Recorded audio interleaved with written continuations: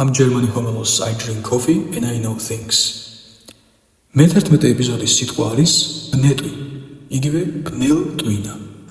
ბნეტვიმ რაღაც დოზით საკმაოდ ცოდნა დააგროვა რიგ საკითხებში და ახლა მსოფლიოში ყველაზე ჭკვიანი ტიპი ჰგონია თავი. სხვისი აზრი მოისმინოს კი არა, საერთოდ თქმაც არ გაბედო მასთან. რას ქვია?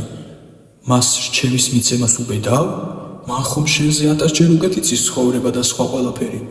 ბნეტვის ძალიან უყვარს სქება. უსასრულობამდე ამპარტავანი და ბეწურად ამაყია. რაღაც სისულელეების გაკეთებაერიდება, რაშიც სასირცქვილო საერთოდ არაფერია. პირიქით, საჭიროც გია. და რაც მართლა მოსარიდებელია, იმის კეთება საერთოდ არერიდება.